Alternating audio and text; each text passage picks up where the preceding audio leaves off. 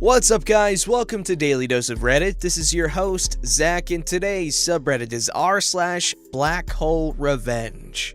Alright, the story's called Pro-Divorce. A throwaway, as this might not make me very popular, even in Pro-Revenge, this is a cross post. This all happened to me a few years ago. I told a friend the story of my divorce and I was told to share. Started a few years ago. I thought we were happy. We were your usual suburban professional couple, financially secure, healthy, good sex life, 2 kids, 14 female and 9 male at the time. I thought we had a healthy social life. We were going through one of your typical married couple rough patches. Both of us were working long hours, not spending enough time together. We were going through some developmental problems with my son, and tensions in the house were running a little high. I noticed that she was spending a lot more time on her phone texting with her girlfriends. I didn't think much of it. I started making a much more concerted effort to get out of work when I could. But over the course of a few weeks, the gulf just kept getting wider. I ended up accidentally finding some messages when I charged up an old iPad for my son to use. Her Facebook Messenger was still logged in, and there were a lot of highly questionable messages with a guy from her hometown who I will call Jim Bob Cooter. The messages weren't completely inappropriate, but I could tell there were quite a few missing based on the times and context of the messages. I made a mental note to keep an eye on this and went about trying to fix things up. The next day, after I took the day off to knock out some projects that I thought would make her happy, and left her some sweet notes reminding her of how much I appreciated her, she was once again in the corner of the living room texting her girlfriends. I took the boy's iPad to the office, opened up Facebook Messenger, and watched in real time as my wife tore me down. Her and Jim Bob Cooter were making fun of me. All of my flaws, insecurities, and secrets I entrusted to my partner were now fodder for her and Jim Bob Cooter. Not only that, but while there wasn't outright sexting, there was a sexual undertone to the whole conversation, especially when she was bashing my performance in the sack. I managed to take some screenshots, but missed a good bit of the messages because as the conversation was unfolding, she was deleting them. I wasn't emotionally capable of confronting her. I stayed in the office until she was asleep and had a couple of drinks. I took off the next day and spent some time soul-searching, drinking, and trying to figure out what to do. The wife came home and wanted to know what was wrong, and I just copped out and told her I had a bad day. A couple of minutes later, I was watching the iPad as the train wreck kept unfolding. So began a couple solid weeks of taking screenshots, drinking, and detaching myself from the relationship. I knew there was no going back from this. The messages were now overtly sexual, with my wife completely into it, and Jim Bob Cooter was sprinkling in I love yous. I consulted a lawyer and got my options and started moving forward. Here's where everything got absolutely surreal. Watching the messages, I found out Jim Bob Cooter was coming to town to spend a weekend of quality time with my wife in a pretty nice hotel. I was missing a good bit of the info. They must have had a phone conversation about it at some point, but I was able to infer enough to get the when and where. Sure as crap, the next day, the wife is buttering me up and wanting to take a spa weekend with the girls to relax, and when she gets back, we can really focus on our marriage. I go with it all the way. It's the greatest idea she's ever had, and I'll do anything to get us back on track. I get with the lawyer and have him draft a strong separation agreement stating that she would move out, she would get weekend visitation, no child support in the interim until the divorce is final. After all this, most of my feelings for her are completely gone, and I'm just seething with anger like I've never felt before. D-Day arrives.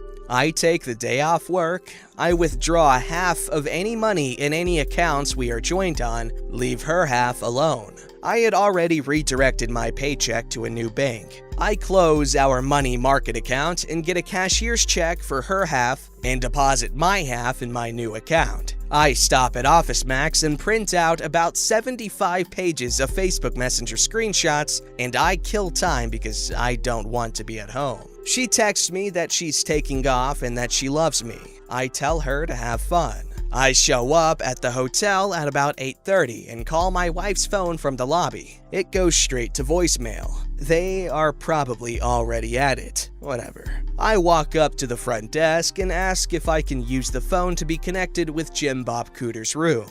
It rings 3 times and he picks up. Hello? Jim Bob Cooter, can you send my wife down to the lobby, please? I don't know what you're talking about, bro. Okay then, I guess I'll have to call Mrs. Jim Bob Cooter and get her down here. Totally a bluff. I knew he was married and I knew her first name, but that was it. Oh my god. You got 5 minutes. Not even 2 minutes later, my wife comes walking out of the elevator looking a little flustered. I sit her down in the corner of the lobby. She starts spewing BS saying it's not what it seems, etc., etc. I'm not here to argue. The things that are said in this pile of papers are what's going on. The only way I'm not giving a copy of this to daughter, your parents, and emailing it to everyone we know is if you move out immediately. Wife was very prideful. Daughter was going through a rebellious teen phase, and her knowing probably would have forever killed their relationship. Wife was also her parents' golden child, and she always worried about what they thought of her. I didn't have much leverage, and shame was my only card to play. Also, her professional life is built up around her image, so I knew she would protect it at all costs.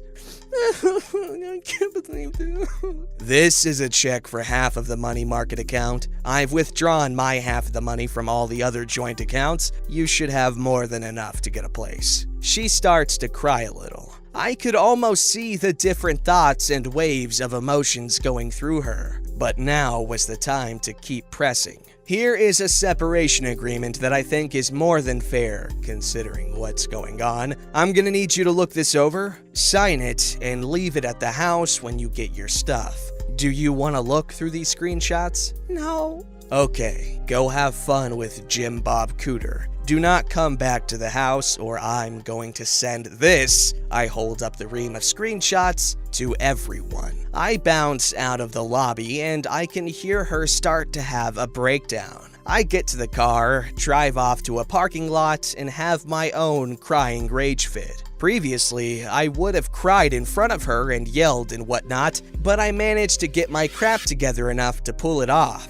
I don't know what she did that night or over the weekend. She texted and called over and over wanting to talk. I just turned the phone off, and by the time Monday afternoon rolled around, there were movers getting her stuff and she delivered the agreement. I let her have a talk with the kiddos, basically saying, Mommy and Daddy need some time apart. We still love you, etc., etc. Standard divorce talk. After a week, she wants to have a real talk for the first time. I oblige her because I've already got my crap together and I've got an idea of what I want, but I should hear her out. She's so sorry, she wants another chance, she wants her family back, she'll do anything, she's on her knees crying into my lap. I have no intention of ever taking her back. I tell her she needs to set up marriage counseling on her own at a time that works for me. I tell her that I can't live with her, but she should be around the children to try to maintain a relationship with them. So starts our new normal of her coming over to the house, cooking and having dinner with the kids 3 nights a week. She always saved me a plate. I made myself scarce. Her cleaning the house and doing the kids' laundry, then heading back to her place. We went to counseling. It consisted of her working through her issues with a therapist, trying to figure out why she did it, her begging for forgiveness, and me stoically playing the victim. I was never going to give her another chance. All I wanted to do was kill time, establish myself as the primary caregiver to the kids, and establish her as not having residency in the house. After a few months, I go to my own therapist and get diagnosed with depression and PTSD. I ask my work if it's possible to go to part-time for the foreseeable future to deal with personal issues, and it's no big deal.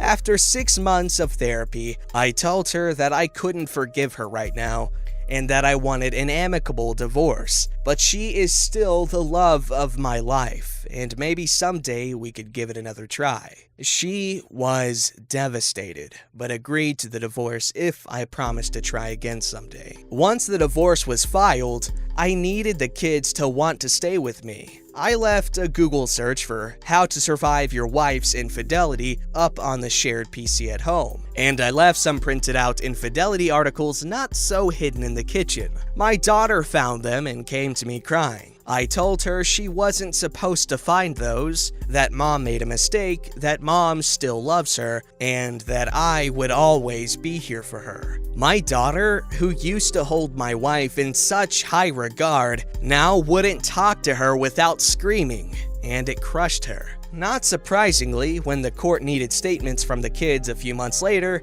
little brother followed big sister's lead and they both wanted to stay with dad in the house they grew up in. When the divorce was finalized, I got the house, had to buy out some of her equity, but that's okay. I got primary custody of the kids.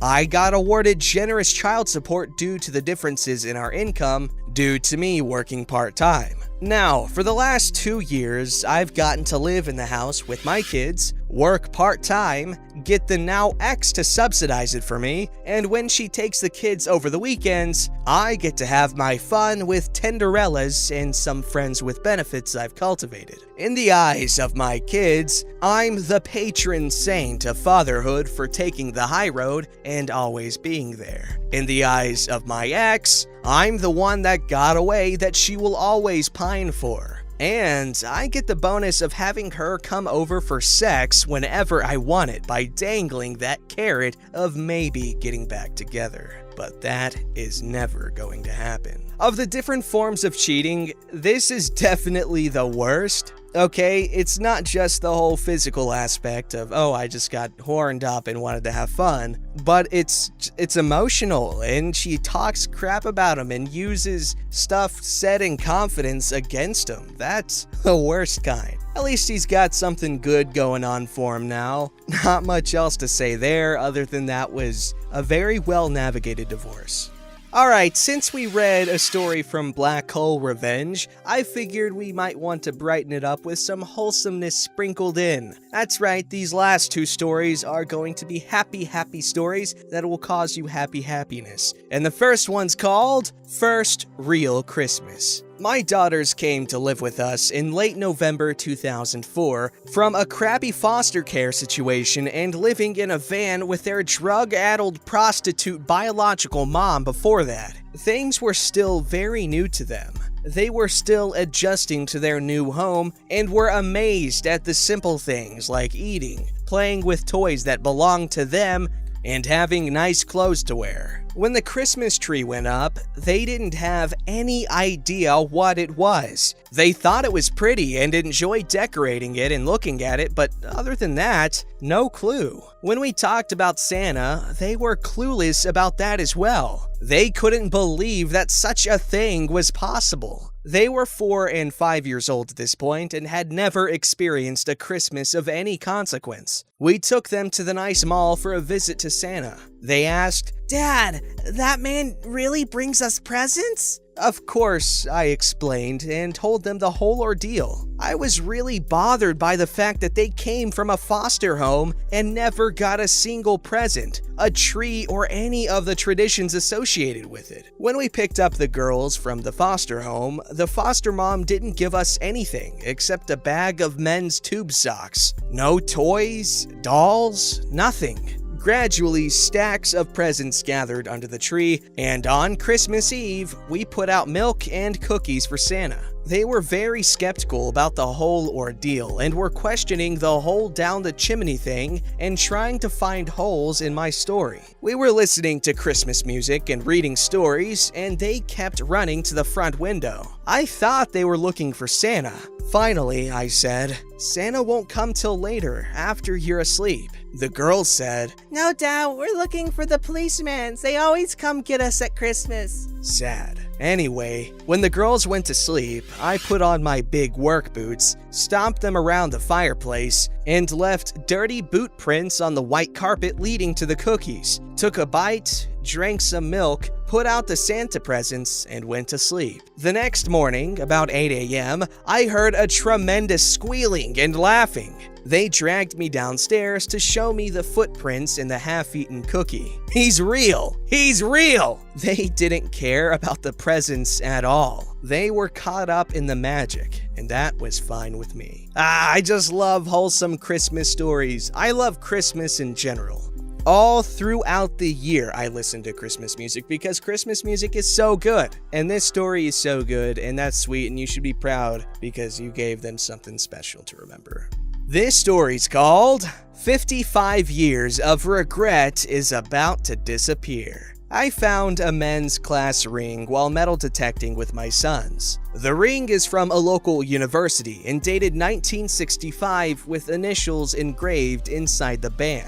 I posted about this ring on a Facebook page dedicated to lost class rings around 7 a.m. in the morning. A member of the group researched the JCU yearbook to find his name and then used a People Finder site to get a phone number and messaged me by 7:30. I waited until 8 o'clock to call. A gentleman answered the phone and I asked for him by name. "This is he." "Hi, my name is Mike Gibson, and this may sound a little weird, but I was out metal detecting with my boys this weekend around the Chagrin River and found a class ring." I heard a slight gasp. "I remember exactly where I lost it. We were climbing the rocks along the river." I heard joy and disbelief in his voice. I then began to realize this was real. He went on to tell me that he didn't come from a rich family, so the $80 he'd spent on the ring was a lot of money. He did not have the ring very long before losing it.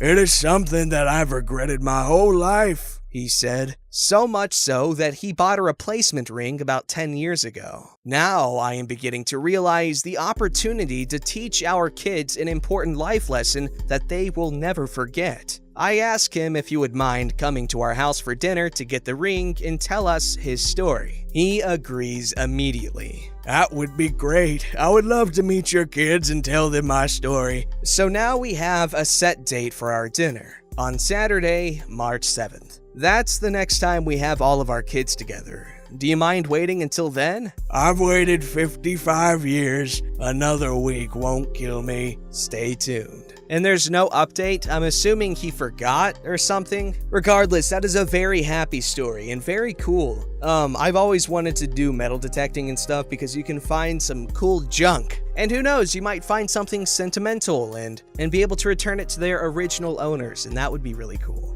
Don't forget to like, subscribe, and hit that bell to never miss an episode.